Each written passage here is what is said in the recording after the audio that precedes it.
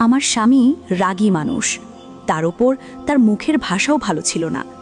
একটু এদিক সেদিক হলেই গালিগালাজ করত। একাধিকবার আমার গায়েও হাত তুলেছিল। স্বামীর যন্ত্রণার পাশাপাশি আমাকে আরেকটি যন্ত্রণা সহ্য করতে হয়েছিল, তা হলো আমার শাশুড়ি। আমার শ্বশুর নেই, তিনি আমার বিয়ের আগেই মারা গেছেন। আমার শাশুড়ির সবচেয়ে খারাপ দিকটা ছিল তিনি সবসময় চাইতেন তার ছেলে আমাকে পেটাক। আমার স্বামী যখন আমাকে গালিগালাজ করত কিংবা মারত, তখন তিনি আনন্দ পেতেন। এই আনন্দ পাবার জন্য তিনি নানাভাবে ছেলের কান ভারী করতেন।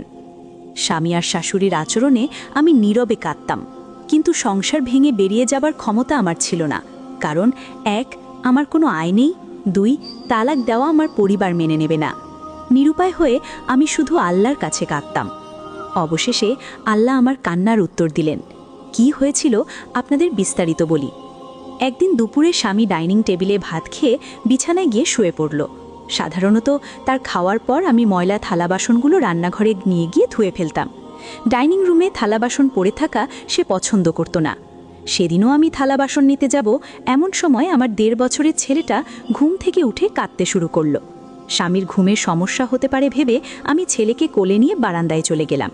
তাকে সামলাতে সামলাতে থালা বাসন নেওয়ার কথা ভুলে গেলাম।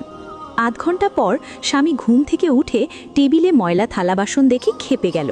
শাশুড়ি তখন তাকে উস্কে দিয়ে বললেন আমি নাকি কাজচোর, সংসারে মন নেই ইত্যাদি। আমি তখন ছেলেকে কোলে নিয়ে রান্নাঘরে কাজ করছিলাম। হঠাৎ শাশুড়ি এসে কুৎসিত ভঙ্গিতে বললেন, আজকে তোর খবর আছে। আমি ভয়ে ঘাবড়ে গেলাম। তিনি আবার বললেন, ময়লা থালা বাসন না ধুয়ে টেবিলে ফেলে রেখেছিস, আমার ছেলে দেখে ফেলেছে, আজকে তোর খবর আছে। আমি ছেলেকে কোলে নিয়ে তৎক্ষণাৎ ঘর থেকে বেরিয়ে উঠানে দাঁড়িয়ে রইলাম। ভয় পেয়ে ঘরে ঢুকতে পারছিলাম না, আর শাশুড়ি দাঁড়িয়ে দাঁড়িয়ে সেটা উপভোগ করছিলেন। কিছুক্ষণ পর তিনি আবার ছেলের রুমে গেলেন তাকে উস্কে দিতে, কিন্তু রুমে ঢুকে তিনি চমকে গেলেন। তিনি দেখলেন তার ছেলে নিজেই থালা বাসন ধুচ্ছে। মায়ের অবাক চেহারার দিকে তাকিয়ে সে বলল, বাচ্চাটাকে নিয়ে বউটা খুব পেরেশানিতে আছে, বেচারি একা কত দিক সামলাবে, সবসময় বউয়ের দোষ না দিয়ে ওর কথাও ভাবা উচিত। এই কথা শোনার জন্য শাশুড়ি প্রস্তুত ছিলেন না। তিনি রেগে গিয়ে বললেন, ওই মেয়েটার জন্য তুই তোর মায়ের বিরুদ্ধে কথা বলছিস, একদিন বুঝবি। এই বলে রেগে বের হতে গিয়ে টেবিলের পায়ায় হোঁচট খেয়ে পড়ে গেলেন। হাঁটু আর কোমরে মারাত্মক আঘাত পেলেন, এতটাই যে ৩ মাস বিছানায় পড়ে থাকতে হলো। এই ৩ মাস তিনি পুরোপুরি আমার উপর নির্ভরশীল ছিলেন। খাওয়া, গোসল, বাথরুম সব কিছুর জন্য আমাকে লাগত। এই সময় তিনি প্রায়ই আমার হাত ধরে কাঁদতেন এবং বলতেন, হিংসা খুব খারাপ জিনিস বৌমা, আল্লাহ হিংসা পছন্দ করেন না। আমি তোমাকে হিংসা করতাম, তোমার খারাপ চাইতাম, এই জন্য আল্লাহ আমাকে শাস্তি দিয়েছেন, তুমি আমাকে মাফ করে দাও। ৩ মাস পর তিনি অনেকটা সুস্থ হলেন। একদিন কাজের সামান্য ভুলে স্বামী আবার আমার উপর রেগে গিয়ে গালিগালাজ শুরু করল।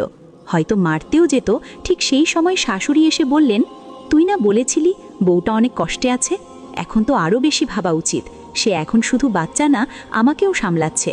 মেয়েটা যদি এত সেবা না করত, আমি হয়তো বাঁচতাম না। আমি ওর কাছে ঋণী, যতদিন বাঁচব ওর উপর কেউ হাত তুলতে পারবে না।